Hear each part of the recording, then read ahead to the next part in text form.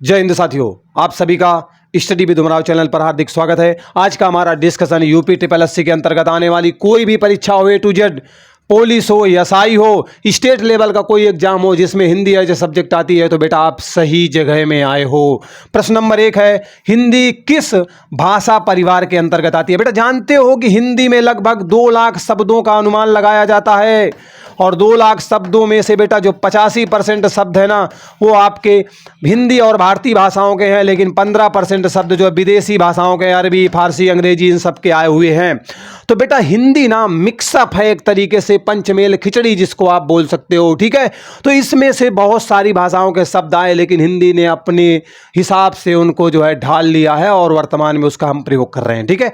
तो अब यहां पर प्रश्न पूछा गया एक्चुअली भाषा परिवार कौन सा है बेटा हिंदी का? तो बेटा हिंदी का भाषा परिवार जो है भारोपी है, अर्थात भारत और यूरोपी दोनों का मिक्सअप है, भारोपी है। ऑप्शन नंबर डी करेक्ट हो जाएगा।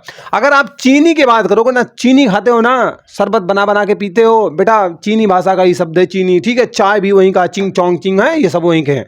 चलो ये प्रश्न आपका क्लियर हो जाता है। अगला प्रश्न आपके सामने दिया गया बेटा, अगला प्रश्न आपके सम्मुख दिया गया है कि भारतीय संविधान के किन अनुच्छेदों में राजभाषा संबंधी प्रावधानों का उल्लेख किया गया है? कह रहा है कि भारतीय संविधान, जानते हो दुनिया का सबसे लंबा लिखित संविधान है, इसमें आखिरकार भारत की जो राजभाषा है, मैं अर्थात हिंदी की बात कर रहा हूं, राष्ट्रभाषा नहीं है हिंदी, कंफ्यूज मत करना, ऑप्शन दे के फंसा लेगा, राजभाषा है हिंदी, ठीक है। तो हिंदी का जो राजभाषा संबंधी प्रावधान है वो एक्चुअली किन अनुच्छेद में दर्शाया गया है, एक्चुअली आपसे ये पूछ रहा है। तो बेटा अनुच्छेद 343 से लेकर के 351 में हिंदी को किस तरीके से राजभाषा बनाया जाएगा, उसका किस तरीके से विस्तार किया जाएगा, किस तरीके से प्रचार प्रसार किया जाएगा, इन सभी बातों का उल्लेख यहां पर किया गया है। अगर यहां पर हम बेटा बात करें हिंदी की, मैं किसकी बात कर रहा हूं, हिंदी की, तो बेटा जो हमारी हिंदी है ना, अर्थात हिंदी दिवस कब मनाया जाता है? अगर हम भारत के परिप्रेक्ष्य में बात करें तो बेटा 14 सितंबर को मनाया जाता है, लेकिन अगर विश्व स्तर पर विश्व हिंदी दिवस कब मनाया जाता है तो प्यारे बच्चों 10 जनवरी को मनाया जाता है, हिंदी को बढ़ाने के लिए, प्रोत्साहित करने के लिए। तो ऑप्शन नंबर बी यहां पर आपका बिल्कुल करेक्ट हो जाएगा, ठीक है। किसी प्रकार का संशय होना नहीं चाहिए, क्योंकि हम वो हैं जो पहाड़ को तोड़कर भी रास्ता बना दें, ठीक है। तो बनाएंगे मिल करके, टेंशन मत लेना। अगला प्रश्न है कि ब्रज भाषा आपकी क्या है? एक बोली के अंतर्गत आती है, ठीक है। बोली बेटा वो होती है ना जिसको जनता अपने छोटे छोटे समूहों में या छोटे छोटे क्षेत्रों में आपस में बातचीत करने में प्रयोग होती है। डेडिकेटेड वीडियो बना हुआ है, ठीक है। तो बोली क्या होती है? एक छोटे क्षेत्र पर जनता अपने समूह में, ठीक है, सामान्य लोग मतलब जो है बात करते हैं, वो आपका बेटा बोली होती है। उसी में आपकी ब्रजभाषा भी आती है। किस उपभाषा के अंतर्गत आती है? आपको पता है बेटा हिंदी में 5 उपभाषाएं हैं, मैंने बताया हुआ है, ठीक है। हिंदी में बेटा 5 उपभाषाएं हैं, ठीक है। कितनी उपभाषाएं हैं बेटा? 5 उपभाषाएं हैं। उनमें से एक तो पूर्वी हिंदी है आपकी, दूसरी आपकी पश्चिमी है, तीसरी बिहारी है, राजस्थानी है, और एक आपकी पहाड़ी भी इसी में आती है, ठीक है, पहाड़ी हिंदी। तो 5 भाषाएं तो मैंने, 5 भाषा नहीं, 5 उपभाषाएं तो मैंने यहां पर आपको क्लियर कर दी। लेकिन अब पूछ रहा भी है ब्रज भाषा एक्चुअली किसके अंतर्गत आती है? तो बेटा पूर्वी हिंदी के अंतर्गत आपके ABC आती हैं, अर्थात अवधी, बघेली, छत्तीसगढ़ी। अगर बिहारी की बात करेंगे ना तो इसमें आपको मगही मिलेगा, मैथिली मिलेगा, और आपको जानते हो ना भोजपुरी बड़ी पॉपुलर है भैया, भोजपुरी, भोजपुरी वो भी बेटा इसी में आती है। राजस्थानी में आपको जयपुरी मिल जाएगी, ढूंढाड़ी मिल जाएगी, ये सब आपको यहाँ पर मिलेंगी। पश्चिमी हिंदी के अंतर्गत बेटा आपकी कौन आती है? ब्रजभाषा भी आती है, खड़ी बोली भी आती है, ठीक है। ब्रजभाषा, खड़ी बोली, कन्नौजी, ये सब आपके बेटा पश्चिमी में आती है। तो आपसे ब्रजभाषा पूछा गया, इसलिए ऑप्शन नंबर डी यहां पर बिल्कुल करेक्ट हो जाएगा, ठीक है। चलिए अगले प्रश्न पर चलते हैं। अगला धमाकेदार प्रश्न ये रहा आपके सामने, ठीक है। भाषाई आधार पर, अर्थात भाषा के आधार पर सर्वप्रथम किस राज्य का गठन किया गया था? आपसे पूछा गया है कि भाषा के आधार पर किस राज्य का गठन किया गया था, ठीक है। क्या पूछा गया है? भाषा के आधार पर किस राज्य का गठन किया गया था? तो इसका सही आंसर है बेटा Andhra Pradesh. Option number D बिल्कुल राइट आंसर हो जाएगा, ठीक है। राइट आंसर कौन सा हो जाएगा? ऑप्शन नंबर डी हो जाएगा। आंध्र प्रदेश का जो गठन है बेटा वो भाषा के आधार पर किया गया था। बहुत प्रश्न पूछा जाता है, तो अब बेटा आपका क्लियर हो गया होगा, ठीक है। चलिए अगले प्रश्न पर मूव करते हैं। हाँ ठीक है, अगला प्रश्न आपके सम्मुख दिया गया है। देखो ध्यान से प्रश्न बेटा। प्रश्न कहता है कि ओके हाँ, वर्तमान में भारतीय संविधान की जो 8वें नंबर की अनुसूची है, वर्तमान में भारतीय संविधान में बेटा कितनी अनुसूचियां हैं? तो वर्तमान में अगर हम बात करेंगे तो भारतीय संविधान में आपको 12 अनुसूचियां देखने को मिलेंगी, ठीक है। लेकिन जब हमारा मूल संविधान बना था उस समय बेटा 8 अनुसूचियां ही थी, ठीक है। उसके बाद 4 अनुसूचियां और जोड़ी गई। ओके चलिए, कुल कितनी भाषाओं को शामिल किया गया है? आपसे पूछा गया है कि कुल कितनी भाषाओं को शामिल किया गया है, ठीक है। तो बेटा जो कुल भाषाएं हैं ना 8वीं अनुसूची में, वो 22 देखने को मिलेंगी। तो ऑप्शन नंबर ए में ही आपका दिया गया, इसलिए ऑप्शन नंबर ए यहां पर आपका बिल्कुल करेक्ट हो जाएगा। तो क्लियर हो गया होगा सारे पॉइंट, है ना। जितना भी मतलब जहां से लिंक बनेगा, अगर हिस्ट्री से भी लिंक बनेगा तो मैं छोड़ूंगा नहीं, क्योंकि जब तक हम तोड़ेंगे नहीं तब तक हम छोड़ेंगे नहीं, ठीक है। ये समझ के चलना और मान के चलना।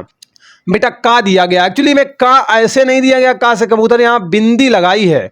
इसके बाद गा से गमला बनाया, फिर बिंदी लगाई है। जा से जहाज बनाया, बिंदी लगाई है। फा से फल बनाया, बिंदी लगाई। बेटा ये जो शब्द है ना, शब्द नहीं है एक्चुअली, ये आपके वर्ण हैं, है ना। और इसको आप जो है वास्तविकता में ध्वनियां कहते हो, ठीक है। तो बेटा ये जो ध्वनियां है ना, इनका संबंध किस भाषा से है? कागा जफा, कागा जफा, ये जो आपके ध्वनियां हैं इनका जो संबंध है ना वो अरबी फारसी से है। किससे है बेटा? अरबी फारसी से है। तो ऑप्शन नंबर ए यहां पर आपका बिल्कुल करेक्ट हो जाएगा, ठीक। तो यहां पर ज्यादा डिटेल की आवश्यकता है नहीं, सारी बातें दूध का दूध और पानी का पानी होता हुआ जा रही हैं, ठीक है। चलो मतलब होती हुई जा रही हैं, आप बात सही गई, ठीक। चलो अगला प्रश्न है, शुद्ध वर्तनी का बेटा चुनाव करना है। मतलब एक बात तो श्योर है, यहां पर 3 आपकी गलत होंगी और एक आपकी बेटा बिल्कुल सही दी गई होगी। आपको सही वर्तनी का चुनाव करना है, ठीक है। चलिए अनुग्रहित, अनुग्रहित बेटा ऐसे नहीं लिखा जाता, बिल्कुल गलत है। अनुग्रहित बिल्कुल ऑप्शन नंबर बी यहां पर आपका बिल्कुल करेक्ट है। अनुग्रहित बेटा ऐसे ही लिखा जाता है, अनुग्राहित कोई शब्द ही नहीं होता है। अनुग्रहित बड़ा ऊ की मात्रा नहीं होती, छोटा ऊ की होती है, इसलिए सारे option cut. Option number B is the right answer. छोटा ऊ की मात्रा और गा में री की मात्रा लगती है और हा में बड़ी की मात्रा लगती है, इस तरीके से अनुग्रहित। Option number B is the right answer. Okay बेटा चलिए अगले प्रश्न पर मूव कर रहे हैं। अगर बंदे की मेहनत पसंद आ रही है तो चैनल को सब्सक्राइब करके जाना और मोटिवेशन बढ़ाने के लिए एक लाइक करना जरूरी है। वर्तनी की दृष्टि से मतलब अगर आप पढ़ें वर्तनी की दृष्टि से कौन सा शब्द बिल्कुल सही है? अरे सीधे सीधे वर्तनी छटवा रहा, लेकिन भाषा बदल दी है और भाषा बदलती है तो आशा भी बदलती है, ठीक है। कौन सी आशा बदलती बताना भाई। तो अब यहां पर वर्तनी की दृष्टि से कौन सा सही है? बेटा सन्यासी, सन्यासी लिखा हुआ है सब में, लेकिन ध्यान रखना सन्यासी में बिंदी भी होती है, आधा ना भी होता है, या भी होता है और सी भी होता है। सन्यासी इस तरीके से बेटा लिखा जाता है। मतलब वैसे आप क्या करते हैं, मैं बोल दूं कंबल तो आप क्या कहोगे? कंबल, या फिर लिखोगे कंबल, ऐसे करके लिख देते हो ना। मतलब बिंदी लगाते हो तो माँ नहीं लगाते हो, माँ लगाते हो तो बिंदी नहीं लगाते हो, या ना लगा देते हो, ठीक है। ना लगाते हो तो बिंदी नहीं लगाते, बिंदी तो ना, क्योंकि दोनों में लगता है, ठीक है। तो अब यहां पर क्या है ना, बिंदी भी है और ना भी है, यही वाला सही है और यही वाला सही है। तो ऑप्शन नंबर बी वाला ही सही है, ठीक है। ऑप्शन नंबर बी करेक्ट हो जाएगा। बहुत पूछा जाता है क्योंकि इस तरीके का सन्यासी लिखा नहीं जाता, ये सन्यासी होता नहीं, सन्यासी होता नहीं, ठीक है। तो समझ लेना ऑप्शन नंबर बी यहां पर आपका बिल्कुल करेक्ट हो जाएगा। अगला प्रश्न बेटा आपके सामने दिया गया है। ये क्या मिक्सअप कर लिया भाई? छोटा हो जा, थोड़ा सा छोटा हो जा, छोटा हो जा, चल चल चल चल चल चल चल चल, हाँ ठीक है, ये हो गया। ओके अगला प्रश्न आपके सम्मुख दिया गया है कि देव्यागमन, देव्यागमन का सही संधि विच्छेद बताना है। क्या है देव्यागमन का सही संधि विच्छेद? एक्चुअली में आपको बताना है, ठीक है। तो बेटा इसे हम तोड़ेंगे, संधि विच्छेद करेंगे। सबसे पहला प्रश्न तो एक्चुअली में यही है कि यहां पर कौन सी संधि है? तो यहां पर प्यारे बच्चों यण संधि है। लो मैंने पहले क्लियर कर दिया कि यहां पर यण संधि है। अब यण संधि में आता भैया क्या है, तो यण संधि में आपका यवर आता है, यवर आता है, ठीक है। यण संधि में यवर पहचान होती है, मैंने इस पर प्रॉपर एक वीडियो बनाया हुआ है, लेकिन बात यहाँ पर तोड़ने की है तो इट्स ओके, हम तोड़ देंगे। देव्यागमन को हम आगे अगर तोड़ना पड़ेगा ना तो हम तोड़ेंगे देवी धन आगमन। क्या तोड़ेंगे बेटा, देवी धन आगमन बराबर आपका देव्यागमन बन जाएगा, ठीक है। देवी धन आगमन बराबर देव्यागमन बन जाएगा, तो देवी धन आगमन is the right answer. So option number B is the correct answer हो जाएगा। ऑप्शन नंबर बी में आपका देवी प्लस आगमन दिया गया है, देव प्लस आगमन होगा नहीं, क्योंकि देवी का मामला है, देव से मतलब नहीं, देव्या से मतलब नहीं, देव से मतलब नहीं। ऑप्शन नंबर बी यहाँ पर आपका करेक्ट होगा, यड़ संधि होगी, और ये बेटा यड़ संधि ना आपके स्वर संधि का एक भाग है, ठीक है, स्वर संधि का एक भाग है। ओके, चलिए बेटा आगे बढ़ जाते हैं।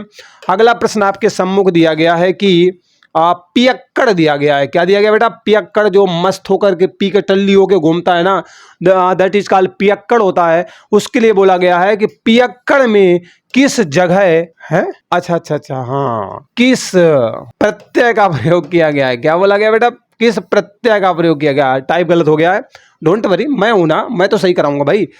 पियक्कड़ में कह रहा है किस प्रत्यय का प्रयोग किया गया। बेटा दो अवस्थाएं आती हैं, एक तो आपका शब्द होता है, और शब्द के पहले अगर कुछ आप जोड़ देते हो तो वो बेटा आपका उपसर्ग होता है, ठीक है, और शब्द के बाद में अगर कुछ जोड़ देते हो तो वो बेटा आपका प्रत्यय होता है। तो मामला क्लियर हो गया होगा कि प्रत्यय पूछ रहा है किस शब्द में, मतलब यहाँ पर जो ऑप्शन दिए गए हैं ना, और ये जो प्रश्न दिया गया पियक्कड़ एक्चुअली जो दिया गया है, इसमें कह रहा है किस प्रत्यय का प्रयोग किया गया, ये आपसे पूछ रहा है, मतलब बाद में क्या जोड़ा गया है। तो इसे हम तोड़ लेते हैं। जबरदस्त तरीके से मैंने पी ली है और मैं अक्कड़ गया हूं, ठीक है, मैंने जबरदस्त पी ली है और मैं अक्कड़ गया हूं। पीने का वाला अकड़ गया ना, इसी तरह, हाँ वही कह रहा है। पियक्कड़ हो गया, पी धन अक्कड़ बराबर पियक्कड़ हो गया। पी एक शब्द हो गया, पी मतलब पीने वाला मामला हो गया, और अक्कड़ जोड़ा गया। अक्कड़ क्या है यहाँ पर बेटा, ये आपका प्रत्यय है, और आपसे सवाल में भी प्रत्यय ही पूछा गया है। तो आप देख सकते हैं अक्कड़ कहाँ पर है, option number B. Option number B is the right answer. तो पियक्कड़ में बेटा अक्कड़ प्रत्यय लगाया गया है, ठीक है। चलिए, मैं जितना तोड़ पाऊंगा उतना तोड़ दूंगा, क्योंकि मैं बताता ही हूं कि जब तक तोड़ेंगे नहीं तब तक समझ रहे हो क्या नहीं करेंगे। आप बीती दिया गया है, और आप बीती में कौन सा समास है। बेटा समास होता क्या है, दो या दो से अधिक शब्द हों, दो या दो से अधिक पद हों, जब मिलते हैं और किसी तीसरे पद का या किसी तीसरे शब्द समूह का निर्माण करते हैं, तो वो बेटा आपका समास होता है, ठीक है। इस पर भी प्रॉपर वीडियो बना हुआ है, आप जाकर के देख सकते हैं चैनल पर। तो अब पूछा गया कौन सा समास है। अच्छा आप बताओ, रात में क्या हुआ, तुम जंगल में अकेले डाल दिए गए और झोपड़ा लगाए आराम से लेटे रहे। अब रात में बाहर तरह तरह की भयानक वाली आवाज़ें आती रही हैं, तुम्हारे नींद तो छोड़ो, अब ऐसा लग रहा था कि टेंट के बाहर गए तो बेटा पेंटी हो जाएगी, है ना, मरी जाएंगे। तो इतना डर में घुस रहे, तो आपसे जब घर आए तो पूछा गया बेटा कैसी रात कटी, आप बीती सुनाओ। तो आप बीती सुनाना है, वो आप बीती का मतलब हो गया आप पर बीती, ठीक है। आप बीती का मतलब हो गया बेटा आप पर क्या क्या बीती है ना। ये पर जो लगा हुआ है ये एक्चुअली में क्या संकेत कर रहा है, कौन से समास को दर्शा रहा है। तो बेटा ये आपके तत्पुरुष समास के अंतर्गत आता है, ठीक है, तत्पुरुष समास के अंतर्गत आता है। और तत्पुरुष समास में भी आपको मैंने बताया हुआ है कि जो कारक चिन्ह है ना, उनके अनुसार जो है 6 प्रकार के जो है तत्पुरुष समास के भाग होते हैं, ठीक है। उन पर डेडिकेटेड वीडियो ऑलरेडी बना हुआ है। तो बेटा तत्पुरुष समास है, इसलिए यहाँ पर ऑप्शन नंबर डी क्या होगा, बिल्कुल करेक्ट हो जाएगा। अगर बात करें द्विगु समास की, तो द्विगु समास में बेटा पूर्व पद जो होता है ना, वो संख्यावाची विशेषण होता है। क्या होता है, पूर्व पद संख्यावाची विशेषण होता है, जैसे कि आपका चौराहा वगैरह वगैरह आते हैं, ठीक है। कर्मधारय समास में आपका है जो या के समान आता है, ठीक है। अगर बहुब्रीहि समास की बात करें तो दोनों पद की अब प्रधानता होती है, किसी तीसरे पद की प्रधानता होती है, जैसे लंबोदर दशानन वगैरह आते हैं इसमें, ठीक है। तो यहाँ पर ऑप्शन नंबर डी बेटा आपका बिल्कुल करेक्ट हो जाएगा। तत्पुरुष समास इज द राइट आंसर, ठीक है। आप परबीति मतलब यहाँ पर आपका अधिकरण तत्पुरुष देखने को मिलेगा। ठीक है, बता ही देता हूँ, यहाँ अधिकरण तत्पुरुष देखने को मिलेगा। ठीक है, अधिकरण में पर आता है ना, तो पर यहाँ पर देखो आपको कारक चिन्ह देखने को मिल गया। बस इट्स ओके, मैंने कहा चलो बता ही देता हूँ, नहीं बच्चे मेरे कंफ्यूजन में रहेंगे। बोले सर जी तो मेन बात तो बता ही नहीं, सब कुछ तो बता दिया, मेन बात छुपा लिया है ना। मैंने कहा चलो बता ही देता हूँ भाई। निम्न में से अरबी भाषा का शब्द बताना है। आ से अरबी, आ से अदालत, ये तो भैया रिदम मिल गया, क्या बात है। आ से अरबी, आ से अदालत अरबी भाषा का शब्द है। लेकिन अगर थैला की बात करो तो भैया देशज है। कैसा है? देश में जन्मा, देशज है। पगड़ी भी है, लोटा भी है, सब देशज हैं। टट्टी वगैरह सब ये सब इसी में आते हैं। ठीक है, नालवली गांव में बोलते हो ना, बाबू जी सवेरे सवेरे लोटा लेके कहाँ जा रहे हैं, तो पप्पा कहते हैं बउआ डैड डैड डैड समझा रहे हैं। ठीक है, अभी मैंने बताया आपको। हरिद्रा किसका तत्सम शब्द है? तत्सम शब्द बेटा, तत्सम शब्द वो होते हैं जो आपके संस्कृत के शब्द होते हैं। संस्कृत के बेटा शब्द होते हैं और इनका ज्यों का त्यों प्रयोग हम कहाँ पर करते हैं? हिंदी में करते हैं। मतलब संस्कृत के ऐसे शब्द जिनका ज्यों का त्यों प्रयोग हम करते हैं हिंदी में, वो आपके तत्सम शब्द होते हैं। और ये संस्कृत के शब्दों का जो बिगड़ा हुआ रूप होता है, बिगड़ा हुआ रूप, जो रूप बदला हुआ रूप है, बदल डालते हैं अपने अनुसार। जैसे हॉस्पिटल को इतना बदला, अस्पताल बना दिया, लेकिन ये संस्कृत का शब्द नहीं है जो मानो के बदल डाला तो काम हो गया। ना ना, संस्कृत वाला। जैसे ये हरिद्रा है, हरिद्रा बेटा ये आपके संस्कृत का शब्द है। ठीक है, संस्कृत का शब्द है ये आपका हरिद्रा। लेकिन इसको हमने ऐसा बदला ना, ऐसा तोड़ा कि इसको हाथ तो चलो बचा के हमने रखा है सम्मान सहित, बाकी सब गायब कर दिया है, हल्दी बना डाला इसको।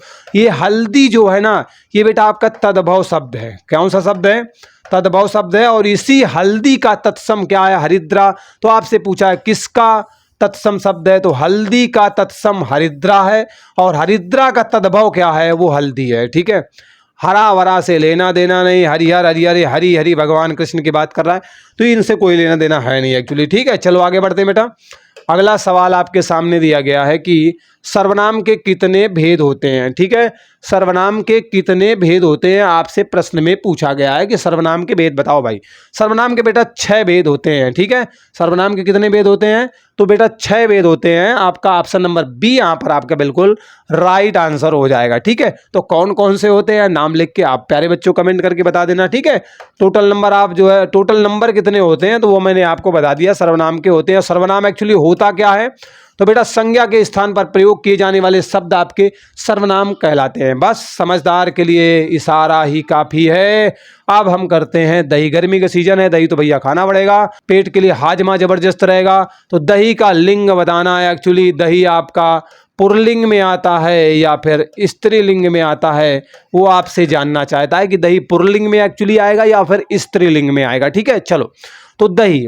अब मैं क्या करता हूँ, मैं भूल जाता हूं कि नियम कानून क्या चलते हैं, क्योंकि नियम तोड़ने का भी अपना मजा है। ठीक है, लेकिन भैया और नियम मत तोड़िएगा, गलत बात है। ठीक है, यहाँ पर समझने के लिए तोड़ना जरूरी है। तो दही के पहले मैं क्या करता हूं, लगा लेता हूं विशेषण लगा के देखता हूं। ठीक है, विशेषण लगा के देखता हूं। मैंने आपको वीडियो जब बनाया वहां पर बताया भी है किस तरीके से कोई भी शब्द दिया गया है उसका स्त्रीलिंग पुल्लिंग पहचानना है ना। विशेषण लगाओ, काम बनाओ, आंसर निकालो। ठीक है, और छोड़ दो। अब देखो विशेषण मैं लगाता हूं, मैं 2 विशेषण लगाता हूं। मेरा फेवरेट है एक अच्छा, क्योंकि हर व्यक्ति अच्छा बनना चाहता है, और हर जो फेमिनाइन जेंडर है, मतलब जो आपका स्त्रीलिंग है, वो अच्छी बनना चाहते हैं। ठीक है, तो अच्छा मैं भी बनना चाहता हूँ, आप भी अच्छा बनना चाहते हो, अच्छी बनना चाहते हो, मैं अच्छी बनना चाहता हूँ, मतलब बच्चियां बनेंगी अच्छी। तो अब यहाँ पर क्या, ये पुल्लिंग वाला होता है और ये बेटा स्त्रीलिंग वाला होता है। ये दोनों लगा के मैं फिट करके देख लेता हूं, बस आंसर निकला था। अब बताओ दही अच्छी या अच्छी दही। अब मैं क्या बोला हूं, अच्छी दही। मैंने क्या बोला बेटा, अच्छी दही मैंने लिखा। फिर मैंने कहा यार दही बड़ा अच्छा, अच्छा दही। अब बताओ कौन सा फिट हो रहा है, खुद ही बताओ। अच्छा दही है ना। बोले स्वाद कैसा है, बोले खट्टा नहीं, बहुत अच्छा है। अच्छा, अच्छा मतलब पुल्लिंग, पुल्लिंग मतलब पुल्लिंग। ओके, तो ऑप्शन नंबर ए यहां पर आपका बिल्कुल करेक्ट हो जाएगा। तो हिंदी में अगर बात करेंगे बेटा, लिंग 2 ही प्रकार के होते हैं। हिंदी में बेटा 2 लिंग का प्रयोग किया जाता है। एक आपका पुल्लिंग होता है, एक स्त्रीलिंग होता है। नपुंसक लिंग होता नहीं, उभयलिंग होता नहीं। तो ये ऑप्शन 2 तो पहले ही कट हो गए।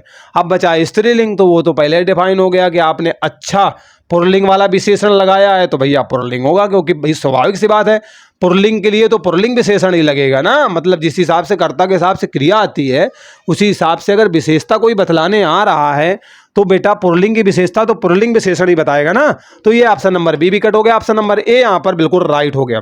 शायद कोई इस तरीके से आपको समझाता हो, अगर कोई है ठीक है तो बहुत अच्छी बात है, और नहीं है तो बस फटाफट सब्सक्राइब करके जुड़ जाओ अपने साथ, इसी तरीके से पढ़ने को मिलने वाला है। अगला प्रश्न है प्रेम। अरे प्रेम रस के तो सब दीवाने हैं, आजकल वाले बच्चों को तो ना पूछो, ठीक है।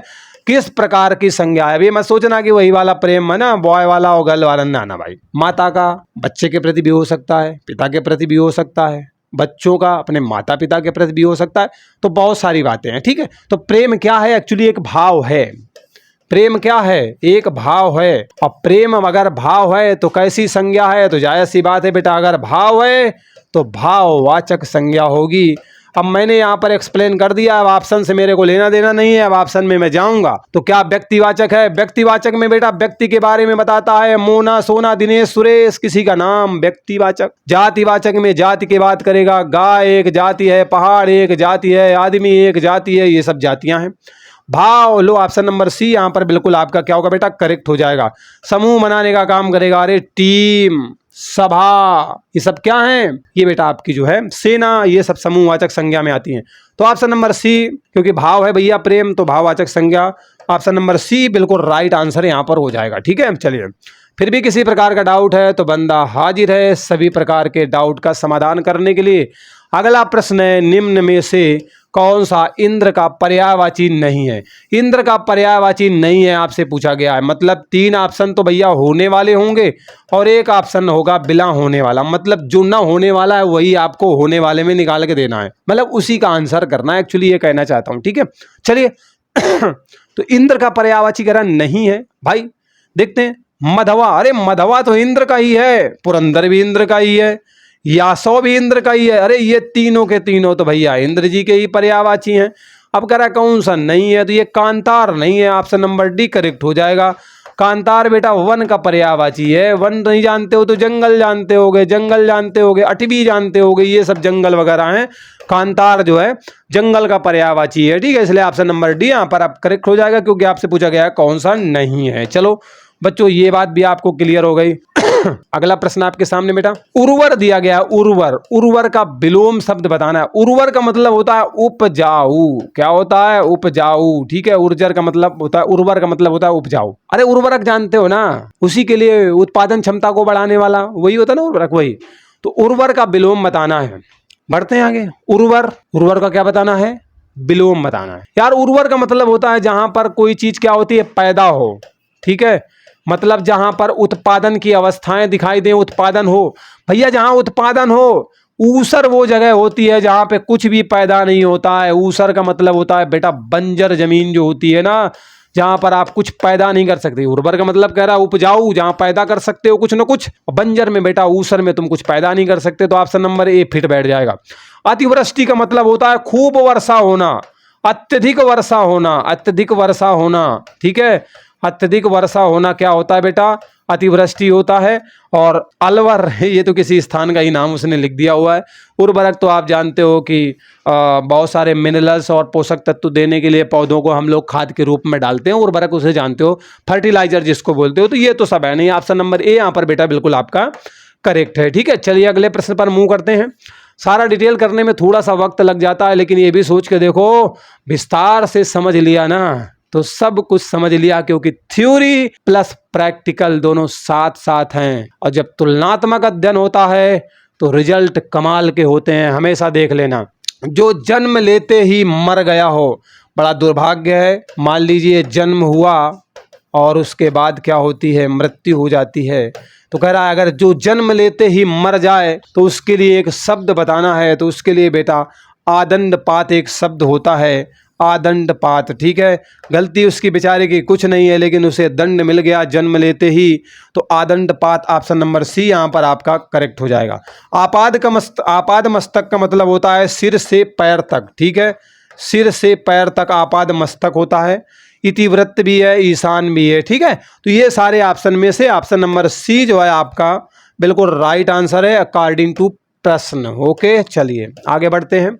अगला प्रश्न दिया गया है कि बंदूक क्या है भैया, बंदूक है ना। तो बंदूक एक उपयोगी क्या है भैया, शस्त्र है कि भैया अस्त्र है। विशेष बात इन्हीं पर है, अस्त्र और शस्त्र का मामला है तो रक्षा कवच से लेना देना नहीं है, औजार हथियार से हमको लेना देना नहीं है, मामला अस्त्र और शस्त्र की भिड़ंत का है। तो बंदूक, अब देखो दो चीजें समझो, शस्त्र क्या होता है, सा से शस्त्र होता है और सा का मतलब होता है तुम्हारे साथ रहे, और आ से क्या होता है, अस्त्र होता है, आ से मतलब अलग हो जाए, ठीक है, अलग हो जाए, बिल्कुल स्पेशल बता रहा हूं। सा का मतलब शस्त्र होता है, सा का मतलब साथ में रहे।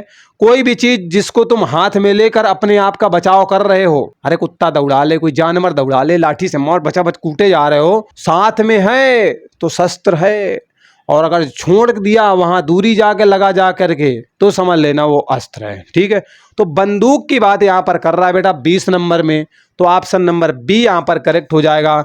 बंदूक आपका क्या है, शस्त्र है। अब बच्चे बहुत सारे आएंगे और बोलेंगे सर जी बंदूक में तो गोली मारते हैं, यार मैंने बंदूक की बात की है ना, यहाँ पर बंदूक की गोली की बात थोड़ी ना की है। बंदूक की अगर गोली की बात करोगे ना तो वो अलग होकर के मारेगी जा करके, तो वो आपका बदल जाएगा, लेकिन बंदूक साथ में है, अगली बार फिर मार दोगे।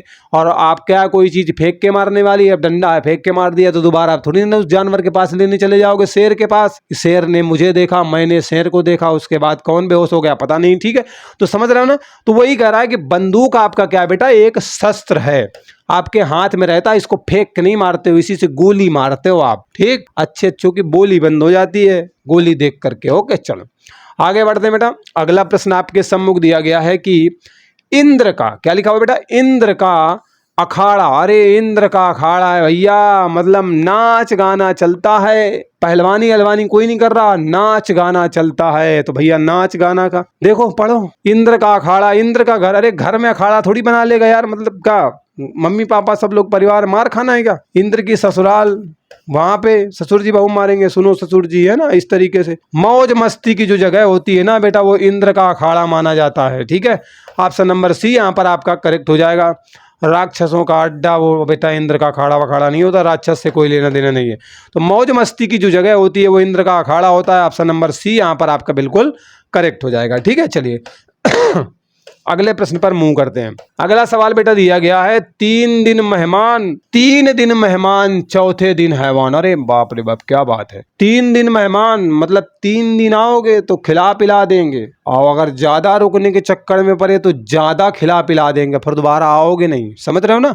तो वही कह रहा है कि 3 दिन मेहमान, 3 दिन तक भाई मेहमान नवाजी हम तुम्हारी कर लेंगे, लेकिन चौथे दिन हम हैवान बन जाएंगे, समझ लेना, क्योंकि खुद खाने के पड़े हैं लाले, और हम तुमको कहाँ से पालें, है ना, यही तो मामला है।